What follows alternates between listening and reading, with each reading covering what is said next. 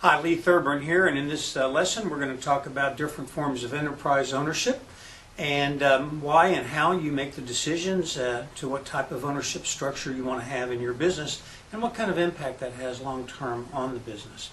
First of all, we're going to think just a moment about tax structure, and as you can see in this chart, sole proprietorships tend to have the lowest overall tax with about 13.3%. Corporations, standard C corporations, come in next with about 17.5%. And then both S corporations and general partnerships have tax rates in the mid-20s, 23, 25%. The reasons for the fact that those are higher is a function of kind of how the income passes through to the individuals. It's also, it's also a little bit misleading when you look at a C corporation as having a low tax rate, because the reality is that the corporation is taxed and the individuals that are the owners are also taxed, double taxation. So this chart is indicative of the tax rates but not the total tax. So you have to be a little bit careful about considering that.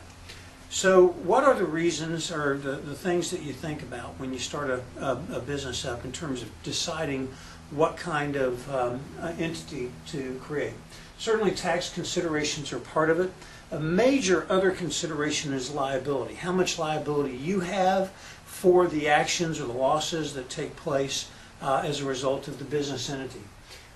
The capital, how you're going to raise the capital, both currently as a startup and then in the future, is a major concern. And then other concerns are things like managerial ability, your business growth goals, and how you're going to control the entity.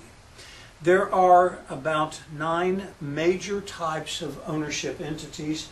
There's actually about 4. There's sole proprietorships, and then there's a series of partnerships. And the partnerships come in the flavor of general partners, limited partners, and limited liability partnerships. Then you have your corporate forms of structure: a standard corporation, an S corporation, and professional corporations. You also have, in the history of entities, a relative newcomer, which is the limited liability company, and then joint ventures. And we're going to talk in detail about each of those as we go along. But first, in terms of the number of business entities that are out there, corporations and S corporations tend to be on the lower end of the popularity scale in terms of the number of businesses. Partnerships, when you add all of them up, they're even less than corporations. Sole proprietorships tend to be the most common form of business entity ownership. However, when you look at the sales that are occurring, S corporations and standard corporations tend to generate significantly more revenue than sole proprietorships and partnerships, and that's typically because of the capital accumulation, the managerial structure that is involved. They're more professionally run, and they tend to have more momentum and more assets to work with because of the way they form their capital.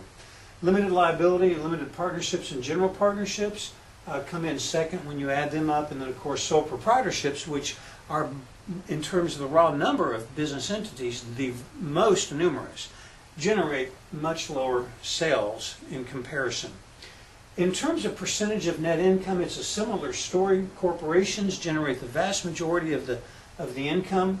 Limited partnerships, limited liability companies, and general partnerships come in the middle range, and then sole proprietorships, again, while they are the most numerous form of business organization, do not really generate that much in the way of an economic activity. So let's start with sole proprietorships, and let's talk a little bit about what it means to be a sole proprietor and some of the impact that it has on you. First of all, people choose to be sole proprietors because it's simple. Basically, when you just start announcing to the world that you're in business, if you haven't formed a partnership and if you haven't formed a corporation, you are a sole proprietor. You're just an individual running a business, and there's literally no distinction legally between you and the business. And so the big thing about sole proprietorships that makes them a challenge as a business is the liability issues. They are inexpensive to form. Basically, you just claim that you're in business. You can use your personal checking account or a personal checking account to run the business checking account. Those are certainly easy things to do. You have total decision-making authority. There's no legal requirements that you do anything in particular as a sole proprietorship, other than just pay your taxes. And profit incentives, I mean, obviously if you're a sole proprietor, you're driven to do these things because you're going to be the sole beneficiary of the profit that you receive from the business. They are very easy to discontinue. One of the nice things about sole proprietorships is there's no legal entanglements. There aren't any other investors or partners you have to worry about. So if you decide to go out of business, you just go out of business and you don't have a lot of complications. The big challenge with sole proprietorships is the unlimited personal liability. What that means effectively is if something happens, you are personally, and all of your personal assets are on the line. Here's a simple example. Let's say that you start a business as a lawn care company, and you buy some lawn mowers, and maybe you do it by yourself, maybe you have some employees, it doesn't matter. So you're out mowing a lawn,